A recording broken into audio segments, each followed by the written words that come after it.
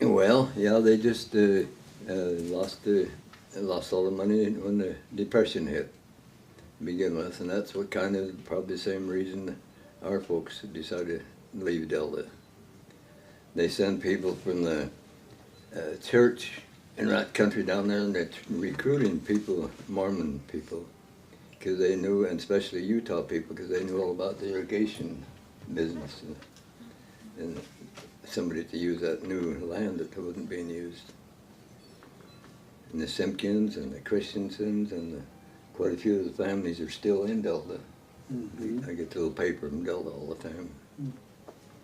So somebody actually came and suggested go to Montana. Yeah. They kind of recruited and picked on the Mormon people because they just settled that whole desert country down there and learned to irrigate. And that's what it took.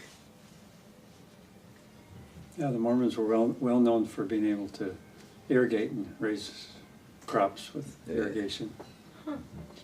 And the Montana Power Company had some kind of a program where they had some land they wanted to run power to and to get into farming, and so that was connected to it somehow too. So there was some kind of a connection with the power company, a contract. I think they actually bought the land, didn't they, from the Montana Power? Well, basically, Dad leased the place. It's just like sharecropping, and he paid half of what we had raised on the crops to the Montana Power Company. Oh. And then he had an option a certain year to buy the place. And when the option come, Dad had a chance to buy it. But other than that, they'd come out and measure the haystacks, and they'd keep track of it, and they got their half of it. I wasn't aware of that. Wow. Oh, is that right? Well, that's exactly what it was.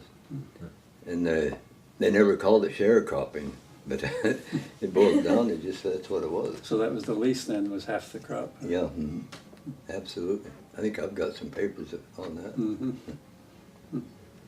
Do you know how long it was before they actually got to purchase the land? Well, it's quite a few years. Seems like 2 or 3 years or something from what Dad said, but I'm not sure. Yeah, long enough to be established quite well. And Kind of had to prove themselves in some Yeah. ways, I guess. yeah. Is there And then the price of the whole place, when they had an option that would be $6,000, and I think 107 acres irrigated land by now.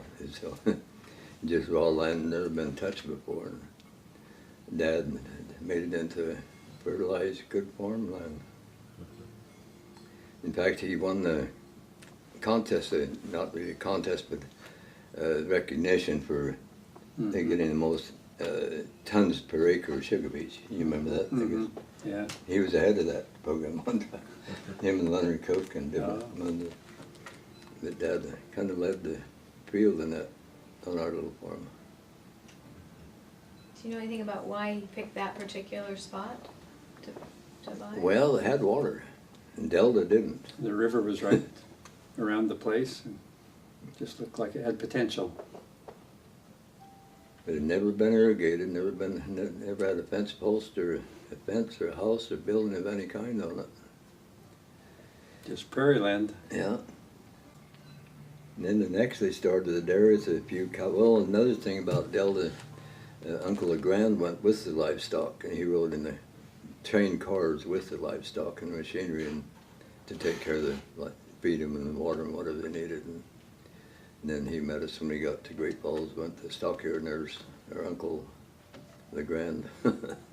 Now who is he in the family? Pardon? Who is he? He's Mom's next older sister's husband, Viola's husband. And they're the parents of Billy Law and Roberta, the ones that I know, and Eloise and Norma Jean. I know all them yet. All those cousins, huh? Yeah.